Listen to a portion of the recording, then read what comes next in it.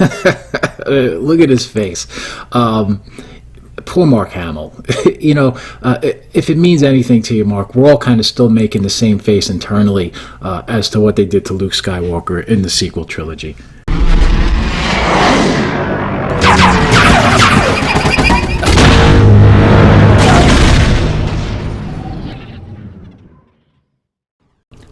How's it going, everybody? This is Phil. I'm over here on We Got This Covered.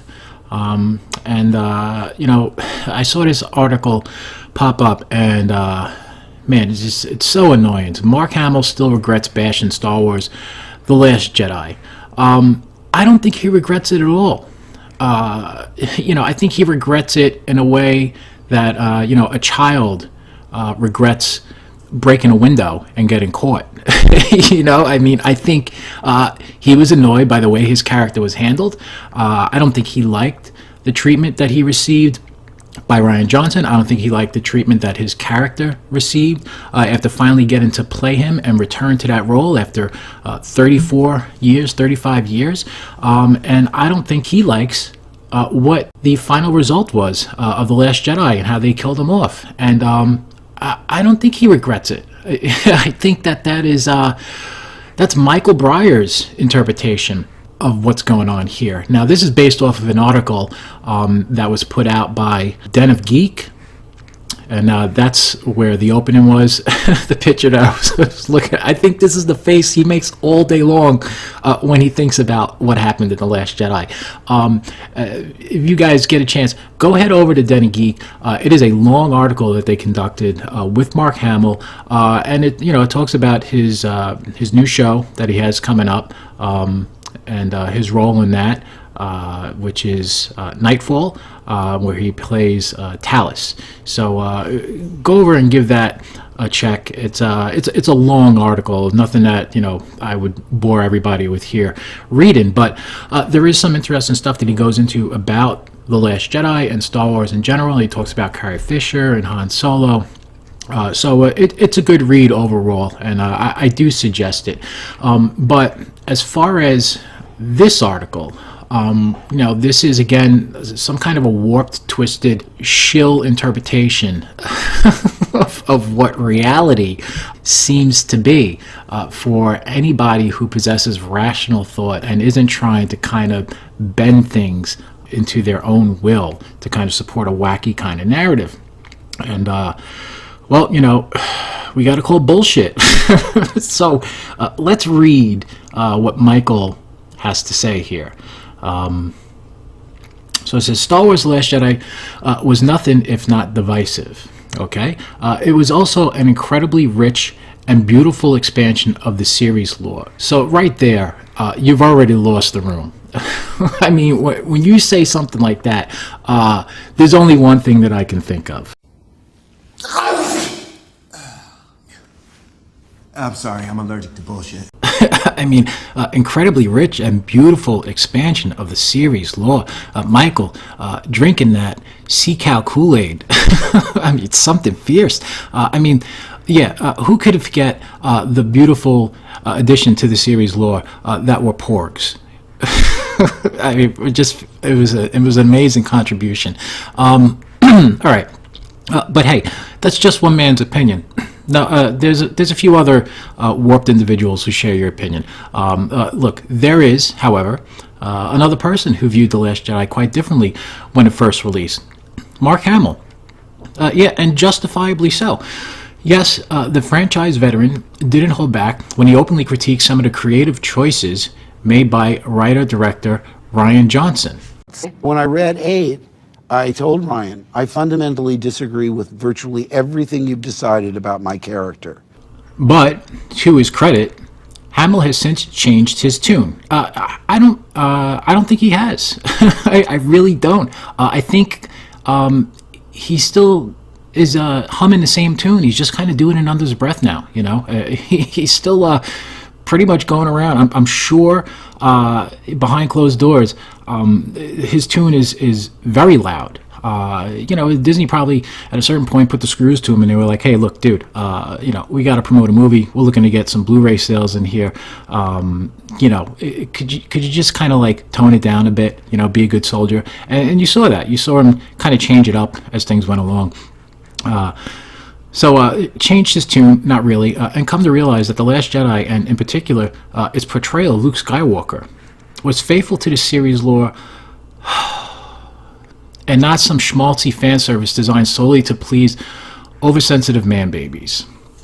So, we're playing all the greatest hits.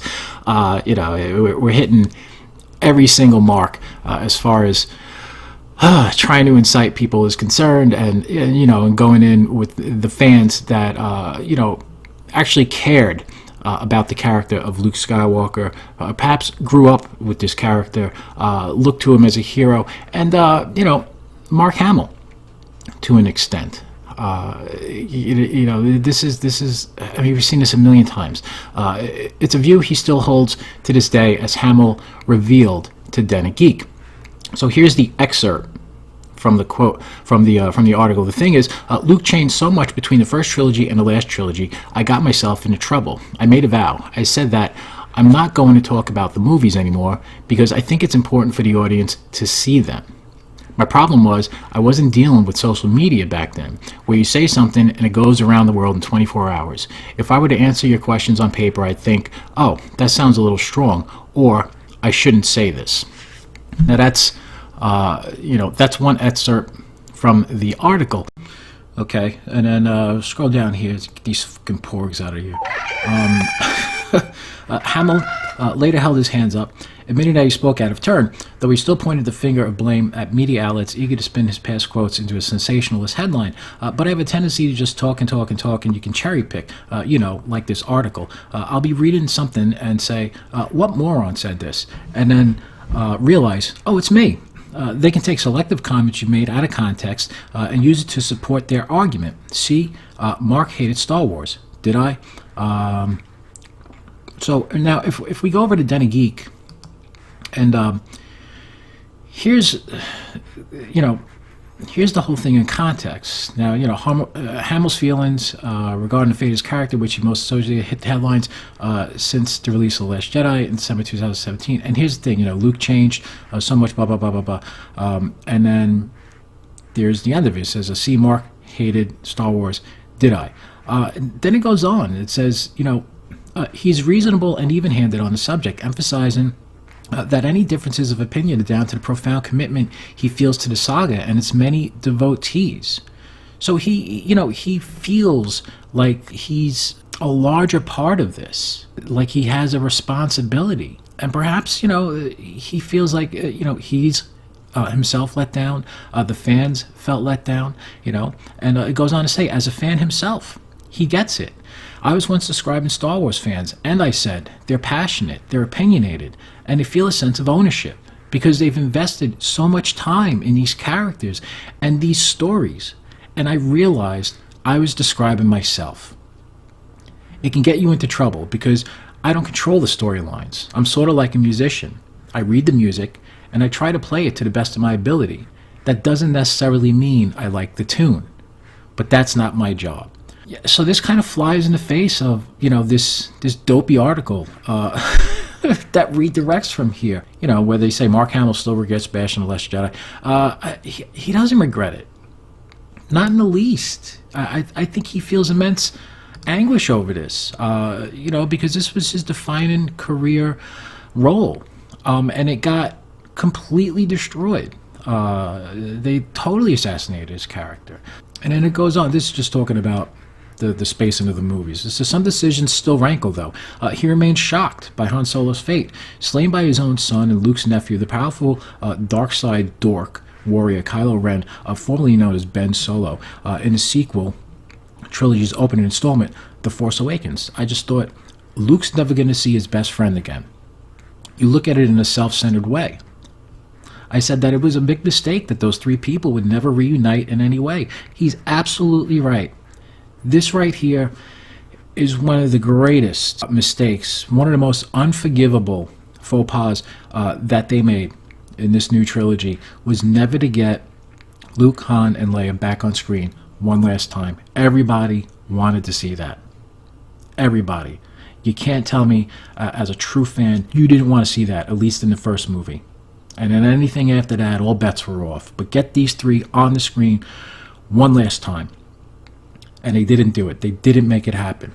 And now they never, ever will get a chance to do it. Harrison Ford is gone. He took his money and he ran. He doesn't want to be bothered. Carrie Fisher has left us, unfortunately. And they killed Luke Skywalker in the movies.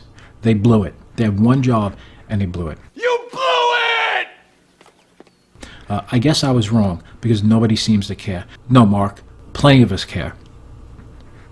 The problem is Lucasfilm and Disney didn't seem to care enough. I have to stipulate that I care. But it didn't really seem to affect the larger audience. Luke, Han, and Leia will never be together again. It's just an awful thought. And I'll probably never get to work with Harrison again. The second thing was that they killed me off. I thought, oh, okay, you should push my death off to the last one. That's what I was hoping when I came back. No cameos and a run of the trilogy contract. Did I get any of those things? Because as far as I'm concerned, the end of Episode 7 is really the beginning of Episode 8. He's right. I mean, what did we get at the end of Episode 7? We got him standing on a cliff with Rey, with a sweep-in shot kind of going around them, and then they closed it out. They swiped and you ran the credits. I mean, really, there was nothing. He had nothing to do in that movie. He was a MacGuffin. Rey could have just walked to those rocks, and Mark Hamill could have never even turned around. You wouldn't even have seen him in the movie. You just saw him with his cloak on, and they could have swiped out, and then they started Episode 8 with that scene. So yeah, and then they killed him in The Last Jedi. So he's right. I got one movie. They totally tricked me. They hornswoggled me.